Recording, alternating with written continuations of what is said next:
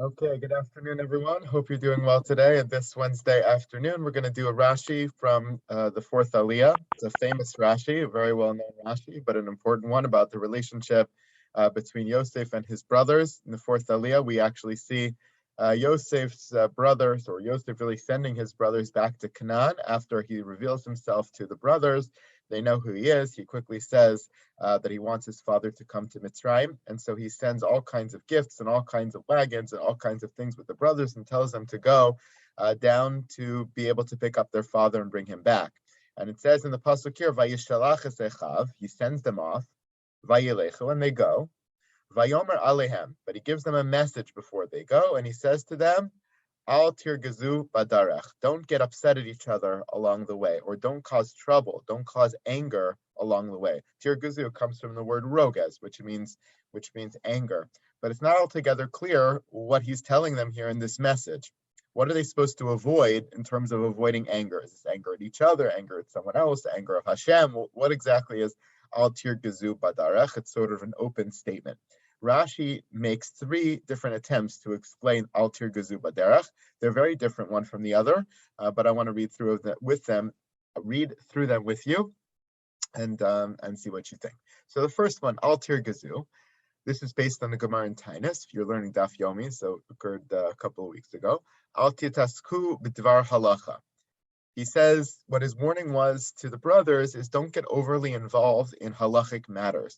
Shelo tirgaz aleichem haderech, so that the pathway, the derech, the journey, won't become a burden on you. It won't become angersome to you. So if you unpack this a little bit, you're looking at the Mefarshim on this Gemara, you're sort of curious, right? It begs for a little bit of an explanation, because why would matters of halacha cause them anger and all that? So if you look at the Mefarshim, to unpack this a little bit, what it means is when people get very involved in discussion, people get very involved, in this case, in a matter of halacha, whatever that meant in a pre-Torah era, but very involved in deep discussions of legal matters, it could easily distract you. That's why we have various halachos. You're not allowed to learn certain times when you have to daven and do other things, because you get engrossed in the learning, and you'll get distracted from that which you need to do.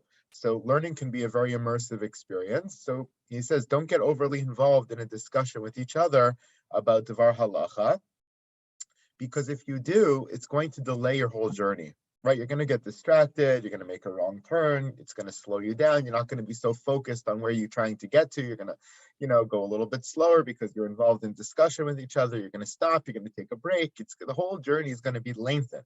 And we all know that lengthened journeys get on people's nerves.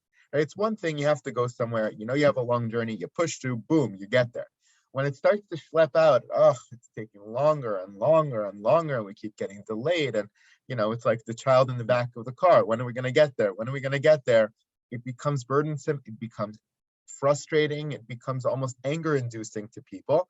And the last thing Yosef wanted is for the first encounter he had with his brothers is he sends them on this mission. The last thing he wants is the brothers to be annoyed with him again, be annoyed with the very first thing he asks them to do.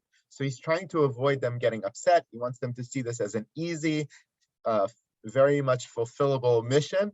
And therefore he says, don't get involved overly in Dvar Halacha because it's going to delay you. That's number one. Davar acher, al tafsiu psiagasa v'echnisu chama la'ir.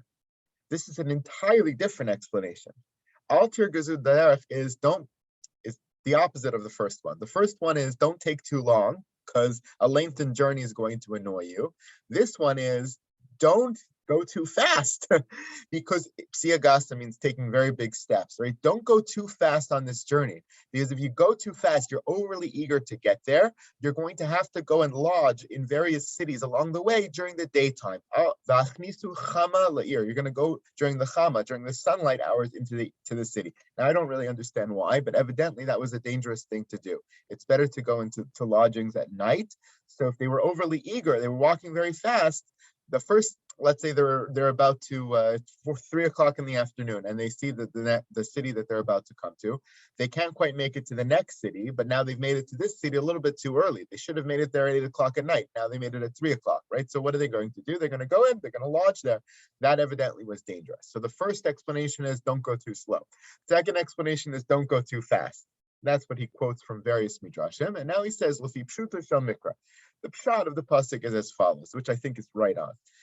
Yesh lomar, "L'fi shayu nichlamim haya nidag shema yarivu baderech al dvar mechiraso l'hisvakeach ze im ze v'lomar al yadcha nimkar atas siparta lashon hara alav v'garamta lanu l'sinaso." So this third explanation says, according to the pshat, they're very agitated against each other already. They're very upset with each other. They're very worried about their past deeds. We see that come out in the previous two aliyahs, right? We see Yehuda all worked up. We see him talking, even though you didn't know Yosef was listening. We see him talking to the brothers about everything they had done, their blame, their guilt, their regrets. Now they don't want to do it again to Binyamin. He sees they're taking this very seriously. Now Yosef reveals himself, and he has to console them immediately. He says, don't worry, Hashem is not angry. Hashem, this was his plan. I'm not angry with you, etc., etc. He has to convince them that everything's okay. He sees they're very worried.